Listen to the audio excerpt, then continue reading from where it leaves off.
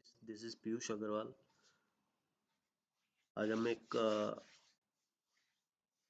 Hedge strategy के बारे में बात करेंगे। ये एक स्टैंडर्ड डिस्क्लेमर है।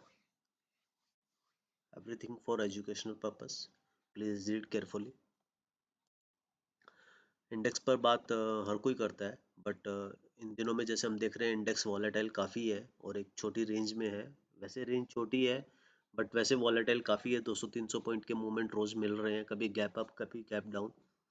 और ये अक्सर होता है जब भी कुछ इवेंट्स आते हैं, जैसे फीड मीट आता है, आरबीआई इवेंट्स आते हैं, या फिर इलेक्शंस आते हैं, बजट्स आते हैं, या किसी भी तरह की अनएक्सपेक्टेड कोई इवेंट आ जाता है। तो ऐसी स्थिति में हमको हेज करके ट्रेडिंग करनी चाहिए। हेज काफ़ी तरह से किए जाते हैं, बहुत सारी स्ट्रेटेजीज है। हम आगे धीरे धीरे और चीज़ों पे भी बात करते जाएंगे।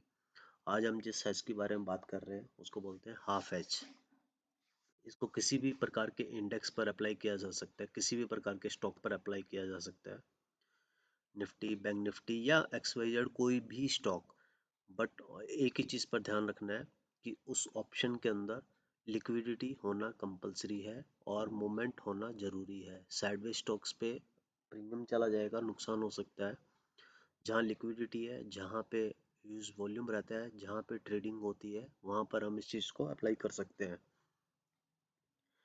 तो हम इसमें जैसे मान लेते हैं कि हमको एक बुलिश स्ट्रेटेजी बनानी है, इंडेक्स पे बनानी है।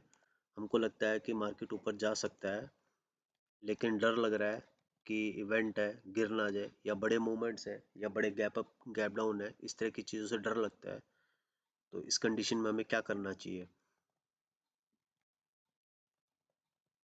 तो हम एक निफ्टी बुलिश हाफ एज बनाएंगे। इसका नाम है हाफ एज स्ट्रेटेजी का। इस पर हम क्या करेंगे, मान लेते हैं कि एक टाइम के लिए हम इंडेक्स पर बुलिश हैं, तो हम क्या करेंगे, फ्यूचर करंट मंथ का, मैं जब वीडियो बना रहा हूँ ये 14 दिसंबर की इवनिंग है, और अभी हमारे पास लगभग 16 दिन है एक्सपायरी के अंदर, और हमें लगता है कि अभी बड़ा मूवमेंट आ सकता है। तो हम क्या करें, और हम कंफर्म भी नहीं है, श्योर भी नहीं है, डर भी लग रहा है कि जैसे कि कल फीड मीट है या इस तरह के इवेंट्स और भी कुछ आ सकते हैं, लेकिन हम करना चाहते हैं। तो हम इसमें कैसे करेंगे, एक फ्यूचर बाय करेंगे 30 दिसंबर का, जिसका करंट प्राइस है 17,350। इसको ऐड कर लेंगे।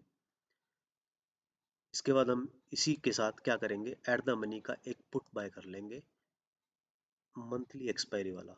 ये ध्यान रखिएगा, मंथली एक्सपायरी करना है, वीकली एक्सपायरी नहीं करना है।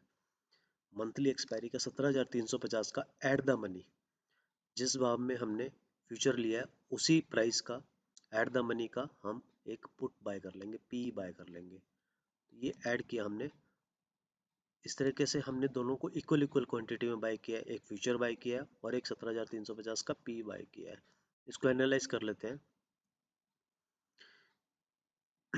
इसको एनालाइज करेंगे तो हम 11,500 का मैक्स लॉस पाएंगे टिल एक्सपायरी।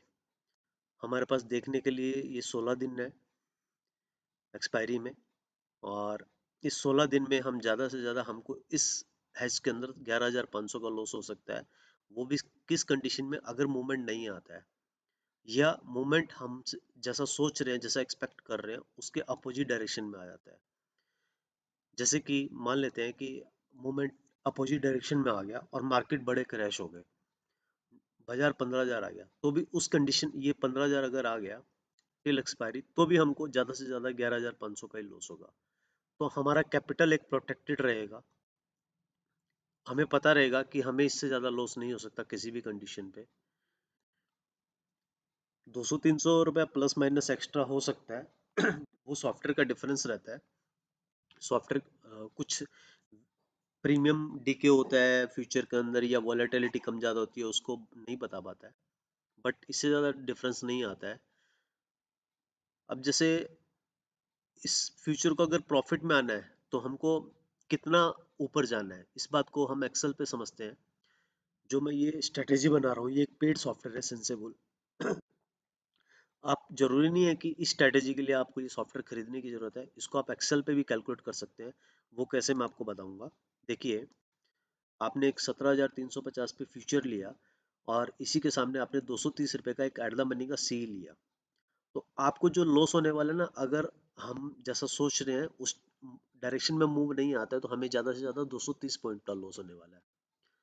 मल्टीप्लाई हम करेंगे इसको 50 से, तो हम पाएंगे 11,500 का हमें मैक्स लॉस हो रहा है, क्योंकि 230 रुपये हमने प्रीमियम दिया है पी का, और 50 क्वांटिटी का लोट है, तो मैक्सिमम लॉस कितना हो सकता है हमें 11,500 का। और किस कंडीशन में 11,350 प्लस 230, हम इसको जोड़ेंगे तो 17,350 प्लस 230, तो 17,580 के ऊपर जब तक मूवमेंट नहीं आएगा तब तक हम लॉस में रहेंगे। अगर 17,580 के ऊपर हम एक्सपायरी करेंगे तो हमें अच्छा खासा प्रॉफिट होगा। जितना ऊपर करेंगे उतना ज़्यादा अच्छा प्रॉफिट होगा, जितना नीचे जाएंगे उतना ज़्यादा लॉस होगा, बट मैक्स लॉस हमारा लिमिटेड है 11,500 का। ये टिल एक्सपायरी तक है। मान लेते हैं हमें 3 दिन बाद या 5 दिन बाद ही, एक वीक बाद ही एक्सपायरी के, मतलब आज से एक वीक के बाद ही मूवमेंट मिल जाता है, और हम 17,600 500 तक भी आ जाते हैं, चलिए तो भी देखिए 580 तक भी आ जाते हैं तो भी 5,200 का प्रॉफिट है। हम जितना ऊपर जाते जाएंगे उतना प्रॉफिट होगा, नीचे जाएंगे तो लॉस होगा, लेकिन लॉस हमारा, हमको पता है कि मैक्स लॉस इतना है। और जैसा अभी मैं आपको एक्सेल में बता रहा था कि 17,580, ये देखिए टिल एक्सपायरी, अगर 17,580 तक का प्राइस रहा तो हमें नो लॉस नो प्रॉफिट होगा। इसी के ऊपर प्रॉफिट आएगा, इसके नीचे टिल एक्सपायरी लॉस आएगा। अगर यही प्राइस हमारे एक वीक बाद आ जाते हैं तो हम प्रॉफिट में आ जाएंगे लगभग 4,700 के आसपास। तो हम जहाँ भी सेटिस्फाई हो वहाँ अपना प्रॉफिट भी बुक कर सकते हैं बीच में भी। अगर मान लेते हैं कि किसी को लगता है कि मार्केट अभी गिर सकता है, लेकिन हम इस वॉलेटिलिटी को देखते हुए डायरेक्ट शॉर्ट नहीं करना चाहते, तो इसके लिए हम एक बेरिश स्ट्रेटेजी और बनाएंगे, निफ्टी बेरिश हाफ हैच।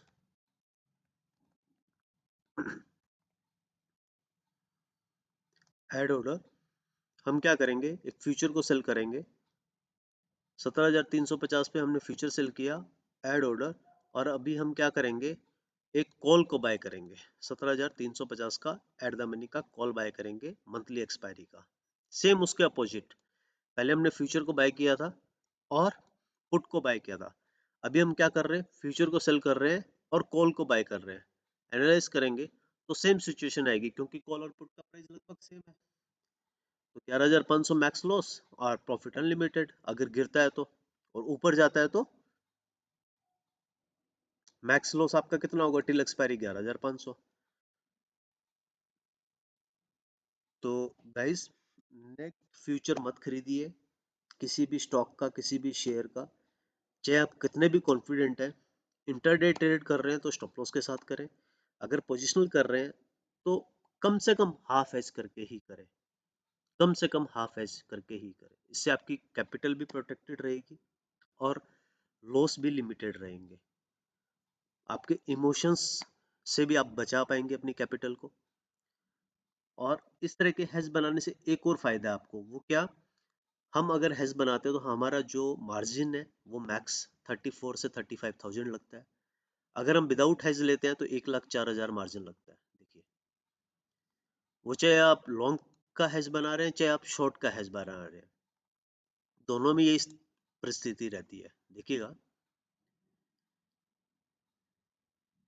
इसमें आप देखिए 34,434 लॉन्ग में मार्जिन लग रहा है, अगर आप विदाउट पी फ्यूचर के साथ बनाते हो तो देखिए 1,04,000 मार्जिन लग रहा है।